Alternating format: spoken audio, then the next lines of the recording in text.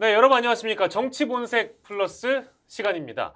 윤석열 대통령의 국정 지지도가 이제 40%에 육박하는 결과를 이번 주에 받아들였습니다. 히로시마 G7 이후에 귀국한 윤 대통령의 지지율은 리얼미터와 한국갤럽 양대 여론조사에서 약 40%에 육박하는 그런 상황인데요. 이 수치는 현재 4주 연속 또 상승이기도 해서 대통령의 지지율을 또 어떻게 봐야 하는지, 또 상승한 것 자체로는 사실인데 집권 초기의 대통령들과 또 비교를 해보자면 또 그리 높은 수치라고 또 볼 수는 없는 그런 상황이어서 지지율을 또 분석을 해보고 윤석열 대통령의 국정 현황을 좀 점검해보는 시간을 가져보도록 하겠습니다. 전계환 평론가 모셨습니다. 어서 오십시오. 안녕하십니까. 예, 대통령의 지지율이 뭐 날로 4주 연속이니까요. 뭐 용산의 분위기가 굉장히 좋은 걸로 좀 전해지고 있습니다. 제가 거꾸로 좀 여쭤보겠습니다. 예. 윤석열 대통령 지지율이 4주 연속 이렇게 상승하니까 네. 우리 박영식 진행자는 예. 어떤 느낌이에요? 기분이 좋습니까? 기분이 약간 나빠지려고 합니까? 어때요? 이해할 수 없는 결과라고 일단 보여지고 있습니다. 그 본인이 이제 객관적으로 보는 상황에 비해서 대통령 지지율이 상승한다고 하는 것이 약간 당황스럽다 이렇게 제가 이제 좀 해석을 하겠습니다. 맞는 말씀입니다. 저는 이제 감정과 냉정 사이에 정확하게 우리가 이 지지율 상승을 좀 읽어야 한다는 것인데요. 제가 좀 윤석열 대통령에 대해서 평소에 이제 비판적 시각도 많이 있고 우리나라 대통령으로서 과연 저렇게 해야 하느냐 이런 이제 의문이 한두 가지가 아닌데요. 일단 흐름상으로 4주 연속 지지율 상승했다는 것은 감성적으로 보면 그나마 다행이네. 네. 해외 나가서 사고 안 쳤구나. 특히 이번 이제 그 G7 히로시마 순방과 관련해서 김건희 여사의 존재감이 전혀 없지 않습니까? 존재감이 없다는 것은 활동을 하지 않았다기보다는 국민들의 주목도가 그만큼 높지 않고 오히려 좀 조용한 외교를 하는데 조력을 했구나 이렇게 이제 평가도 할 수 있을 것입니다. 예. 그런데 이제 이런 이제 그 지지율 상승 분위기를 4주 연속 대단한 성과다. 뭐 좋습니다. 지금 박수 보내고 동의까지 하겠습니다.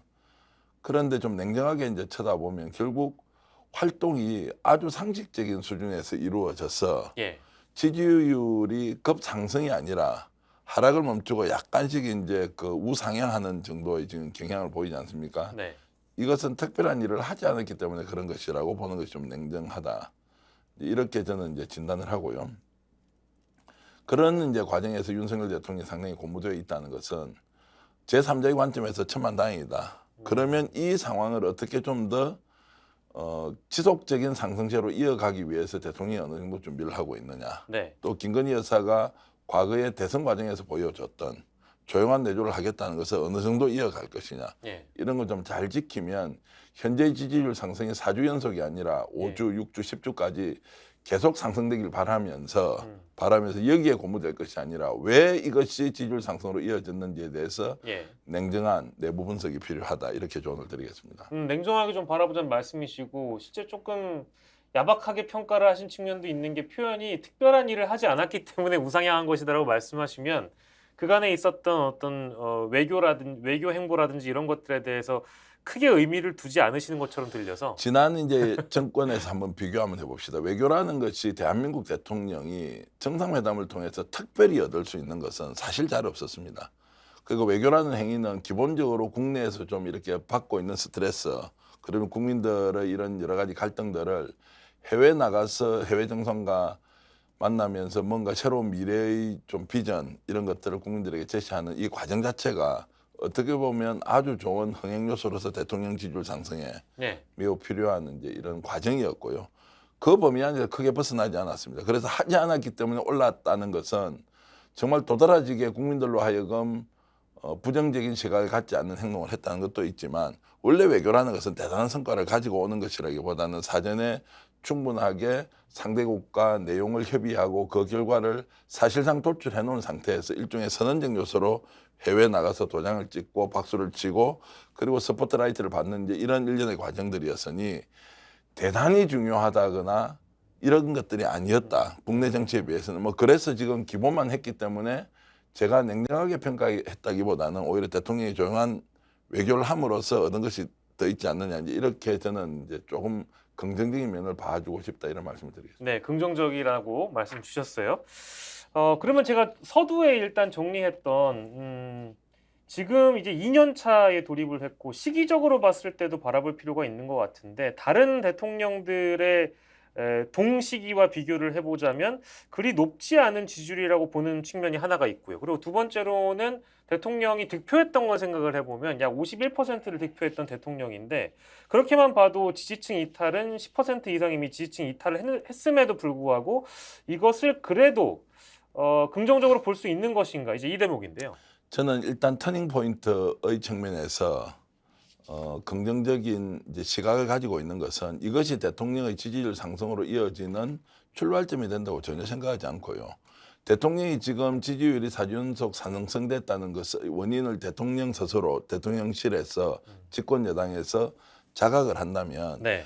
지금 무엇을 어떻게 해야 되는지 과제가 다시 주어졌죠. 예. 지금과 같은 패턴으로 가더라도 계속 지지율이 상승된다는 이야기가 아니라 꺾이는 것이 일단 이제 멈췄지 않습니까? 그리고 일정하게 상승하는 이 기류를 어떻게 민심을 받아들이고 어떻게 국정 운영을 하고 어떻게 협치와 대화와 타협을 통한 새로운 정치 복원을 할 것인가에 대한 기회를 제공했다는 측면에서 대통령이 이것을 봐야 되지. 예. 야 이렇게 이제 하니까 결국 지지율 올라가네라고 하면서 돌아오자마자 민노총을 뭐 북한과 연결돼 있는 무슨 지령을 받아서 움직이는 것이다 아니면은 건폭들 완전히 사회 척결해야 된다고 하면서 다시 갈라치기를 하는 방식이 있지 않습니까? 네. 그러면 그 결과는 뭐 이렇게 저렇게 기대할 것 자체가 없지 않습니까? 또 다시 꺾이고 내려갈 텐데 네. 그게 아니라는 점을 제가 강조하기 위해서 기왕의 지지율이 이렇게 하락세를 멈추고 상승 전환이 되었다고 자평을 하면 예. 그 자평의 근본적인 출발 지점이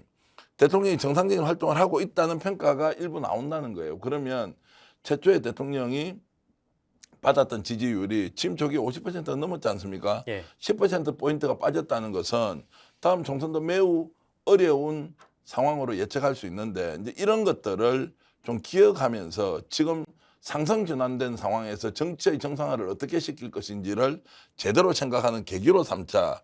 이제 이런 면에서 별 내용 없습니다. 대통령이 이렇게 하더라도 소용없습니다라가 아니라 진심으로 대통령이 성공하기를 바라는 국민의 한 사람으로서 정말 국민들이 기왕에 대통령이 일이 됐으면 좀 잘했으면 좋겠다 이런 바람을 한 번쯤 말씀드리고 싶은 거예요.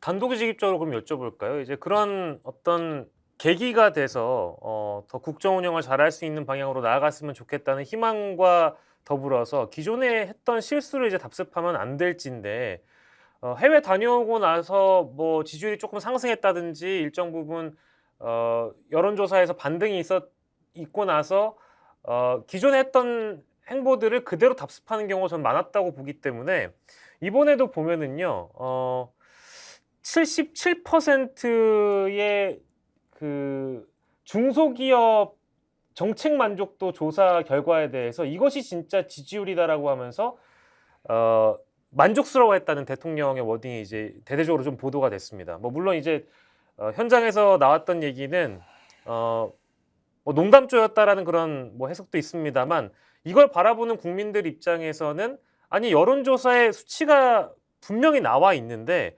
77%의 지지율을 대통령이 직접 중소기업 정책 지지도에 대한 만족도에 대한 77% 숫자를 직접 언급하면서 대통령이 여론조사를 신경을 쓰고는 있는 모양이다. 이런 인식을 받게 하는 것 같거든요. 몇 가지 의미가 이제 함축되어 있는데요.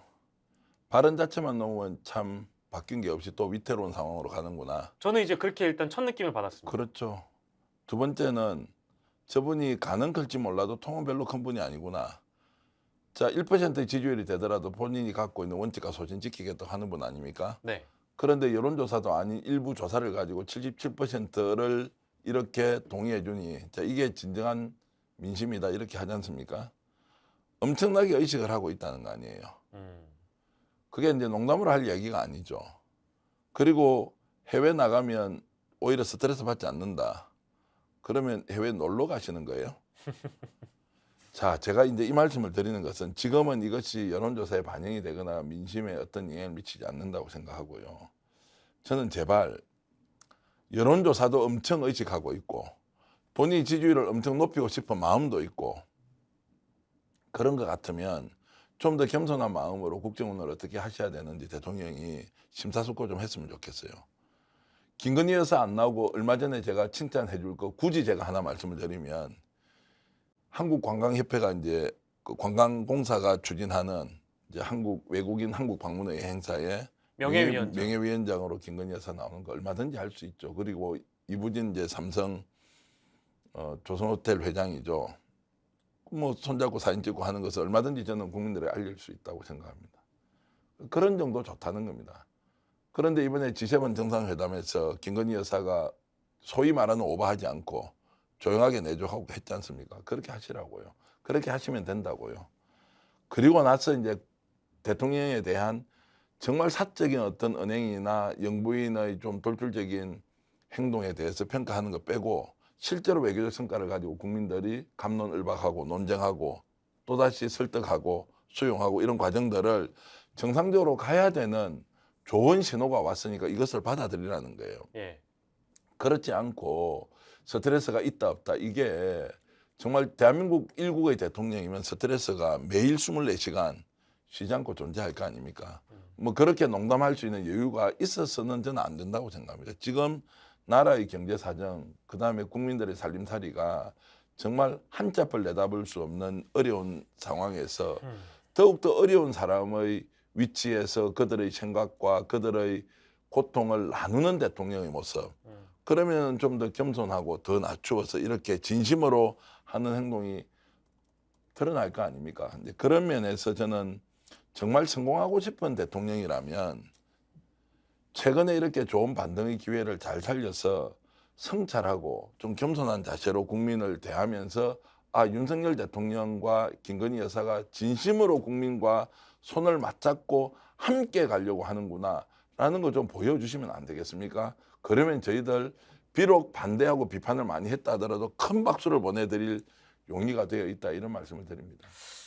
제가 뭐 오늘 굉장히 희망적인 분위기에서 윤석열 대통령의 지지율 상승을 또 얘기해 보려고 이제 시작을 했는데요. 근데 말씀 듣다 보니까 제가 너무 좀 초를 치는 것 같아서 이 질문도 사실은 그런 질문 중에 하나가 될 수도 있는데 뭐 아무튼 G7 다녀오셔가지고 일단 국민들이 받아들인 첫 장면은 국무회의에서 17분 동안 발언하신 점 거기서도 일단 자평이었고요. 그러고 나서 중소기업인들 만나서 77%에 대한 어떤 중소기업 만족도를 지지율로 해석하신 그 모습도 그랬고 해외 나가시면 스트레스가 전혀 없다는 얘기는 제 느낌에는 받아들이기에는 그럼 국내에 계실 때는 참 많은 스트레스를 그동안 받아오셨구나라고 또 달리 이제 받아들여지기 때문에 지금의 상황을 보면 자평하고 긍정적으로 상황을 받아들이고 희망적인 분석을 용산 대통령실과 대통령은 하고 있는 것으로 보여요. 그렇다면 아 우리는 이대로 가도 되겠구나 라는 기조를 꺾지 않을 것처럼 보여서 예를 들면 제가 걱정하고 있는 후쿠시마 오염수 방류에 대한 부분,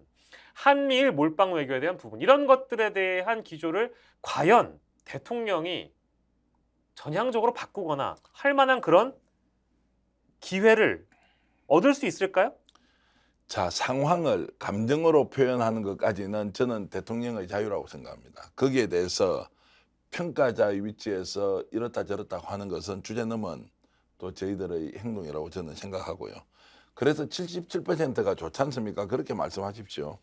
그리고 17분 동안 정말 자평을 해서 자화자찬하시는 거 할 수 있다고 생각합니다. 자, 그것까지는 대통령실이든 대통령 본인이든 누가 그렇게 평가하더라도 우리가 관여해서는 안 된다고 저는 생각합니다. 다만 현실 문제, 현안에 대한 대처는 다른 문제예요. 후쿠시마 오염수 문제 있죠. 지금 중국과의 갈등이 이제 구체적으로 드러나지 않습니까? 이것이 우리의 경제에 어떤 영향을 미칠지 이런 것들을 하나하나 챙겨서 가는 것은 우리의 삶과 우리의 경제와 국익과 직결되어 있는 이 엄중한 현안들에 대한 대처는 실력으로 보여줘야 된다는 겁니다.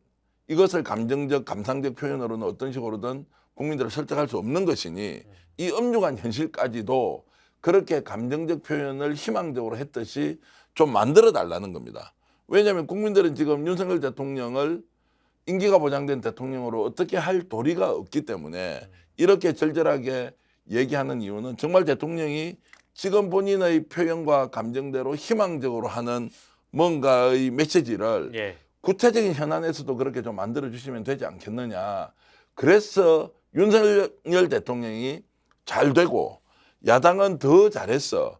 내년에 국민들이 어떤 정당을 뽑더라도 우리의 선택은 역시 지혜로웠어라는 결론을 낼 수 있도록 좋은 정치를 꼭 좀 해달라, 이 말씀을 한 번 더 부탁드리겠습니다. 예, 저희 정치본색 플러스 시간에서는 다양한 현안들 가지고 전국 분석을 매주 하고 있습니다만 오늘처럼 저희가 차분한 분위기에서 예. 윤석열 대통령의 지지율 상승을 희망적으로 또 바라보고 앞으로 좀 더 잘해주십사 주문했던 시간은 많이 없었던 것 같은데 제가 조금 이런 말씀을 드리고 싶은데요. 이제 대통령이 지금 이 패턴대로 좀 가면 그래도 나라가 좀 안정이 될 것 같다는 기대도 있는 거예요. 야당이 제 역할을 못하기 때문에 야당이 잘 싸워서 견제하라는 것도 필요하지만 예, 그것보다도 집권 여당이나 지금 현재 대통령과 대통령실이 국정 운영의 책임자로서 대한민국 국민을 대표하고 있는 상황에서 그래도 좀 더 잘했으면 좋겠다.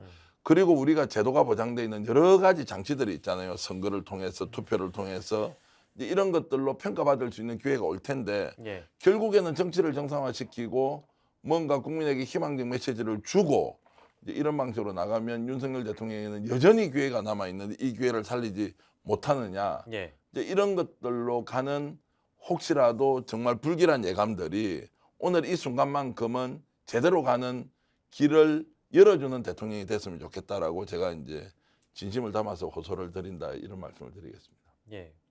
정권을 심판할 수 있는 가장 가까운 시기는 아마도 총선이 될 것 같은데 그때까지 대통령에게 얼마나 많은 기회가 남아 있는지 저는 뭐 잘 모르겠고요. 다만 오늘 저희 시간에 들여다본 뭐 여러 이제 어떤 그런 사안들 중에 곳곳이 이제 대통령에게는 지지율 반등의 카드로 쓸 수 있는 기회가 될 수도 있는 반면에 만약에 그 기회를 잡지 못하면 또다시 지지율은 곤두박질 가능성은 언제든지 열려 있다. 이제 이런 결론으로 저희가 끝맺음을 하도록 하겠습니다. 정치본색 플러스 시간이었고요. 전계환 평론가와 함께했습니다. 고생하셨습니다. 고맙습니다.